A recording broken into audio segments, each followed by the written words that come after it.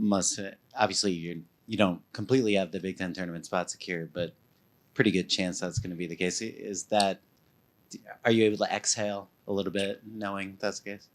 I mean, I just look at you always look at the season in its totality. So we have one more game to play, and then hopefully we're still alive.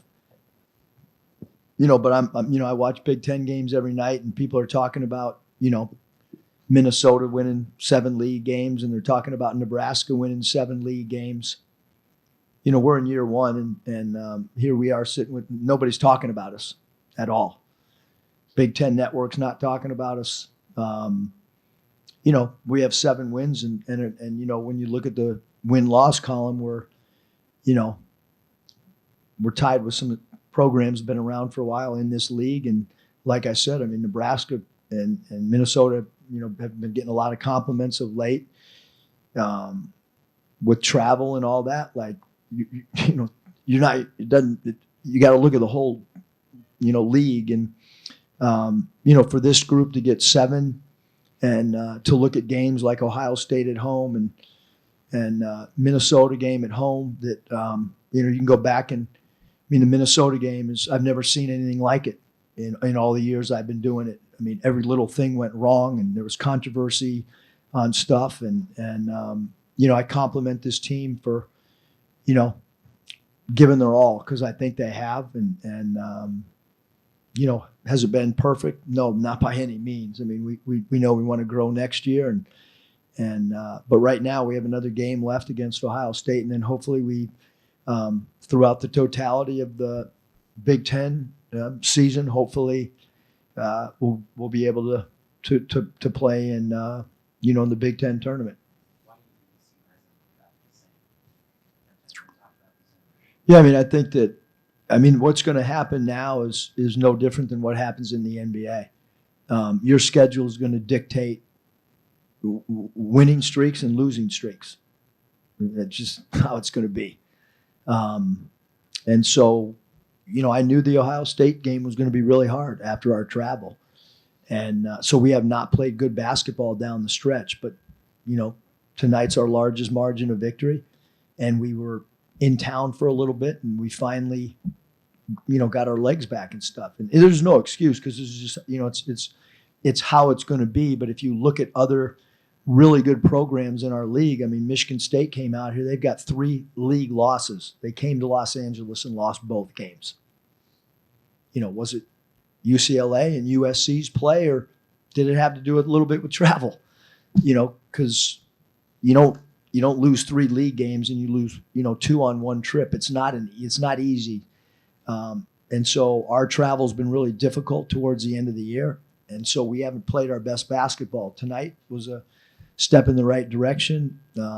We've played, really good halves like we did at Oregon. And then, I do think we missed, Terrence Williams' depth.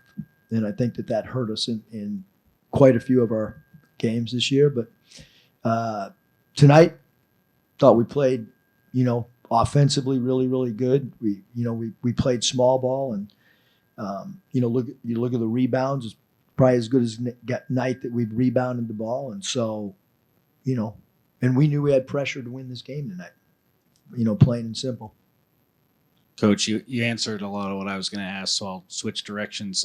As much as you can say, we didn't see Rashawn or Saint in that senior night ceremony. Are you hoping to get those guys back? Any update on Terrence coming back? All 3 of those guys.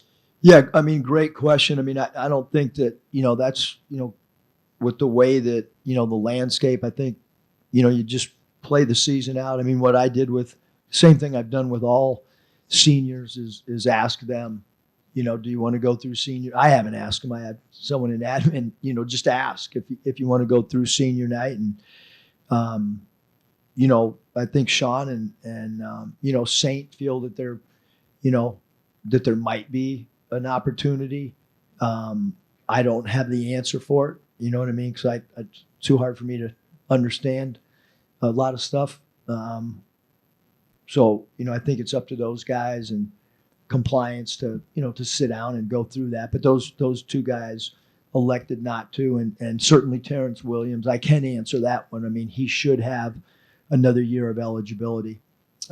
Injury fits under how many games, so he's a player just like all our guys that, as soon as the season's over, we'll huddle up and talk to our guys and see where everything goes. But I can tell you, Terrence is locker room wise and experience and all that, being able to play three positions, I think he's really important to us. Just as Saint and Sean are. I just, I can't answer the eligibility because I don't know. But T will, we feel really confident that he will be granted another year. Hey, Coach, you said tonight was a step in the right direction. You had four guys that had at least 3 assists. What do you make of the way you guys were able to move the ball tonight? Yeah, I thought the 24 assists, phenomenal. Buzo, has shot the ball from 3 at a really good clip, and then tonight, he shot the ball like an NBA player. There's just not a lot of players that can shoot that percentage with a defense draped over him. And I thought a couple of them he got fouled on. When he shoots like that, he stretches the floor out and allows Desmond to dribble drive, and Desmond's assists were phenomenal. So a lot of really positive, things for us. And Wes didn't play like he has been. And if Wes has that was probably one of Wes's, the most that he struggled in the last month. And so, hopefully some of these guys that had great games can play like that in Pauley Pavilion, and we can get Wes back to what he's capable of. But certainly offensively, we were really good. And then defensively, I thought we were phenomenal in the second half, not so much in the first half.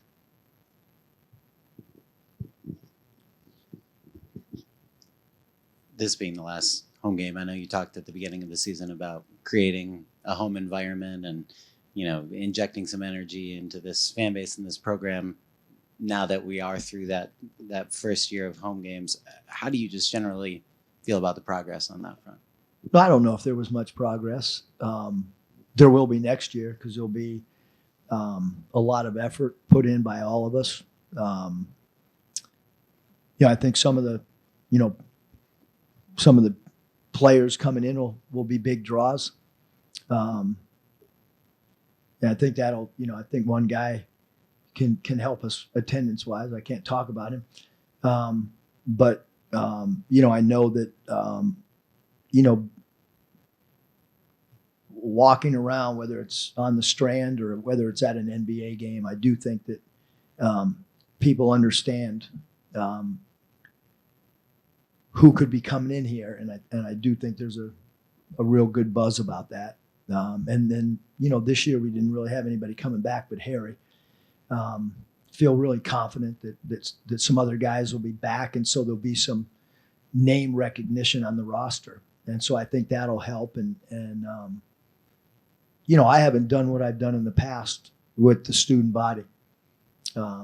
New year, travel, but certainly this summer and into football season, I think you'll see us out a little bit more. We were out, not that we weren't out, but more of a conscious effort to build what we need to build. Over here, we didn't see Josh tonight. Any reason for that? Well, when I came out for shoot around,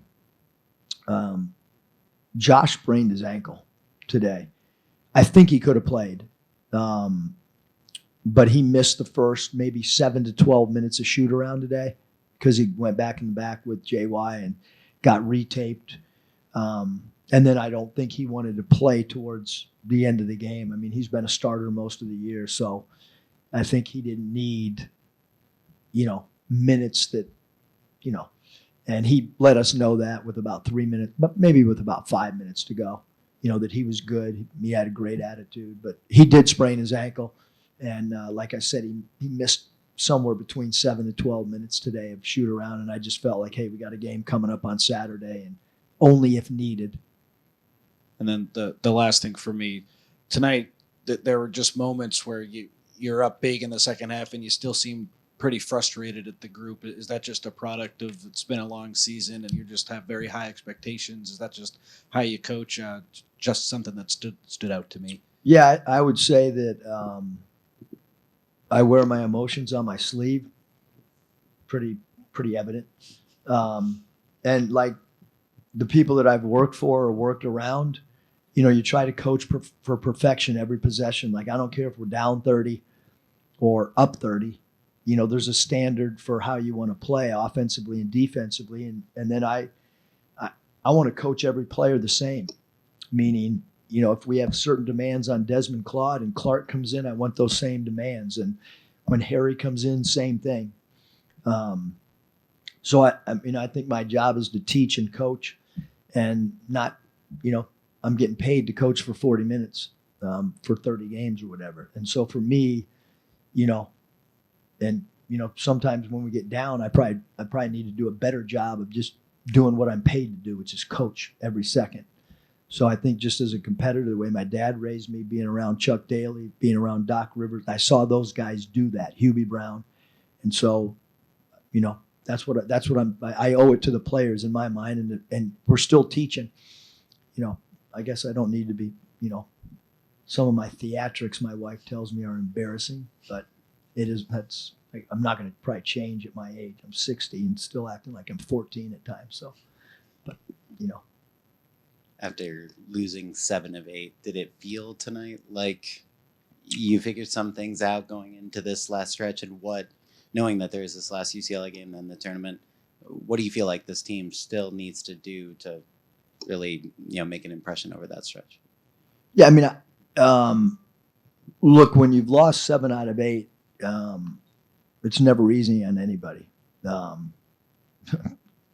I coached the Sacramento Kings and Golden State Warriors when they weren't exactly lighting the NBA on fire. So I've been through it, and you just have to, you can't let this team see you flinch, and you've got to continue with your same preparation. And even in all those, we're exhausted playing Ohio State, and we're down 17, and you look up with, I don't know how much time, and it's a tie ball game. Like this group is really trying, and we have some holes for sure. But yeah, I think tonight, that's our largest margin since Southern. So I don't care who you play. I don't care where the game is. We played really good tonight. I don't know. It's not going to carry over. Because every game's got its own theme, its own identity. But this team needed a win to answer your question, right? Like we haven't won in a while. So we needed to win. And as I look back at the season right now, the Minnesota home loss hurt us big time, and the Cal game at home hurt us big time. Those are the 2 games and Northwestern on the road without Dez. Those are the 3 games that, because we were 5-5 at one point and right on an NCAA bubble line, and going to Rutgers and Maryland took a toll on us. Last question. You've mentioned Harrison a few times now. I've got to ask. You see him coming at the end of there. He makes the 3, gets the steal in the block. How cool is that to see, as a coach at the end of the season here on his senior night? Yeah, I told the team, we talked early in the season, in the summer actually, about, because I think I've had 7 teammates come and watch us play a game, 7 of my teammates from 83 to 87.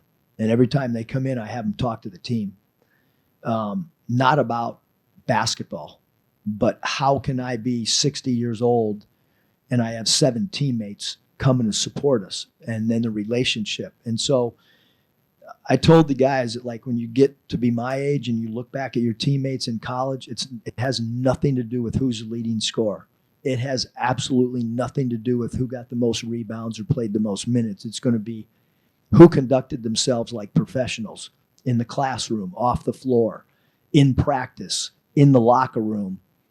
The locker room dynamics and how you conduct yourself are way more important than anything that happens on the court 30 years later.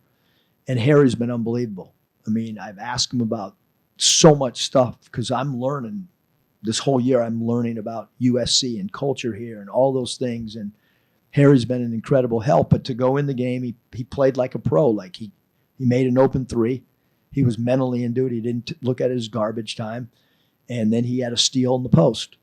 So now I got to go back and go, do I need to play him a little? Like, I mean, all honesty, like when a guy goes in the game and plays well, then and that's what you want to do to a coach, is make him have second thoughts about things. And he is a really good shooter, and he went in there and got a steal. So like, he played his minutes phenomenal, and he has conducted himself off the floor. I can't say enough positive words about how he has been as a teammate to those guys, and how he's been, to the whole coaching staff. It's been really cool. Thanks, everybody. Rashawn, can you just talk about the intensity that you had today? There were a lot of fighting for the rebounds, a lot of just exhales of just energy on your part. I would say it's just a DNA thing, just trying to bring energy to the team any way I can. Just trying to, at the best of my ability, do everything I can to help the team win and just play hard. Sean, can you talk about just being from Chicago? Now you coming here, can you just give your overall thoughts on just what you learned this season? Just the difference of Chicago to here, I would say, just the atmosphere, especially the weather, and then I have a great coaching staff and great teammates around that help me get accommodated to being here and understanding like it's okay to let go sometimes. And I normally always got a frown on my face or a straight face, and I learned to smile and say good morning and be happy to be here and be thankful for the opportunities that God has blessed me with. For both of you guys, how did you snap this losing streak, and just how good does it feel to end it?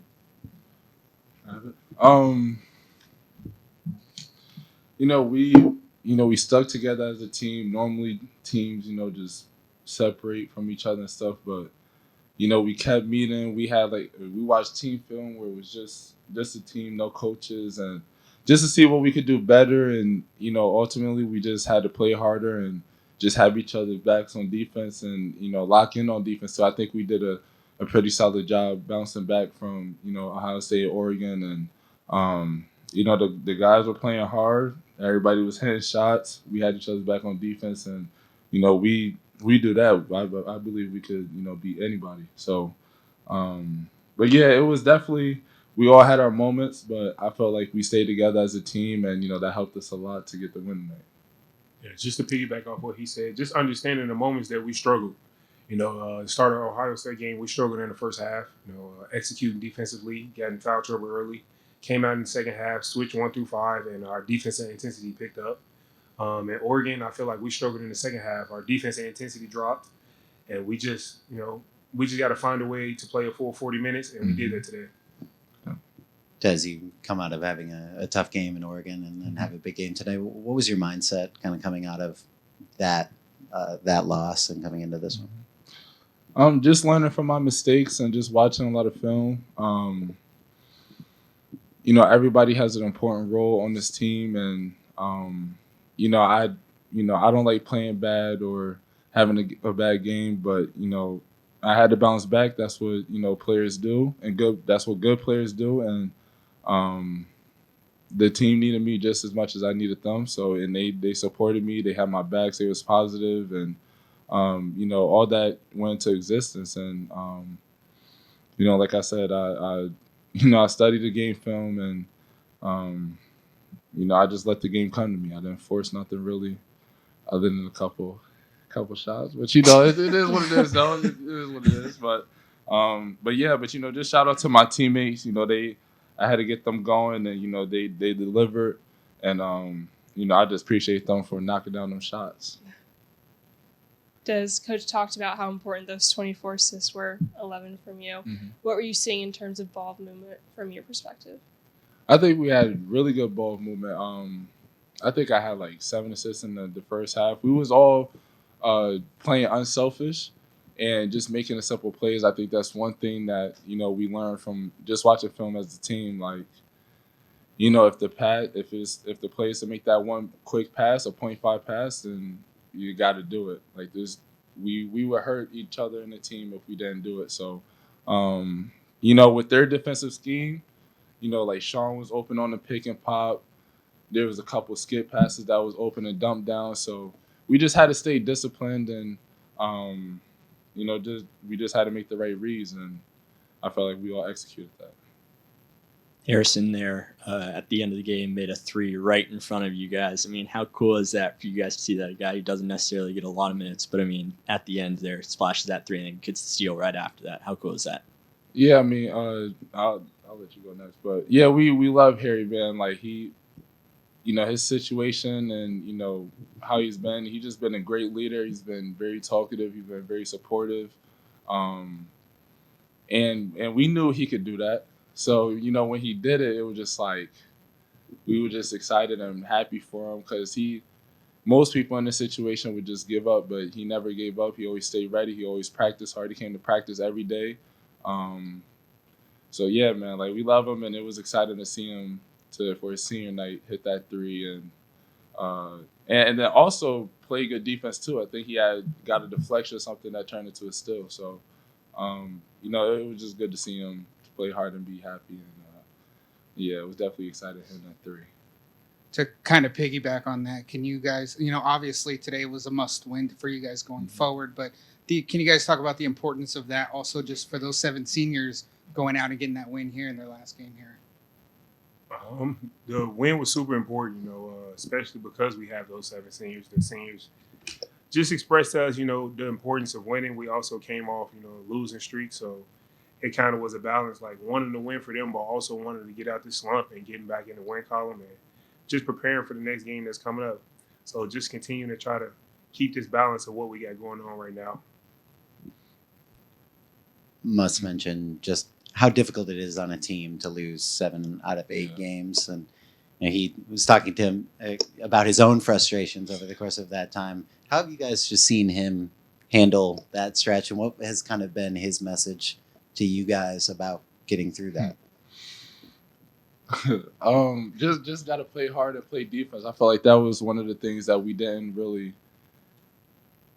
do well for the whole 40 minutes. I think there was spurts where we had good defense and then spurts where, we didn't get the loose ball, wasn't playing hard enough, or had breakdowns in our defense. So that was basically what he was harping on, every day. And, I feel like we all play hard, but tonight was a must win. And, for the seniors, like we owed it to them too. So, but yeah, his message was just play hard and really we got to get stops. That's basically what it boils down to. With his frustration, I feel like his frustration is towards the right thing. His frustration is wanting to win. Every person that competes in a sport understands that. Winning is not everything, but winning is the goal.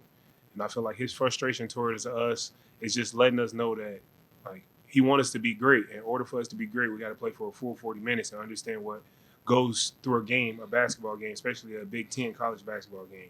Like, we can't just give up throughout, certain runs or just do something wrong. And he just voiced his frustration a different way than other coaches, and that's how he gets us to play hard. So we're always thankful for everything Coach says and everything he does for us. Thank you, guys. Thank you.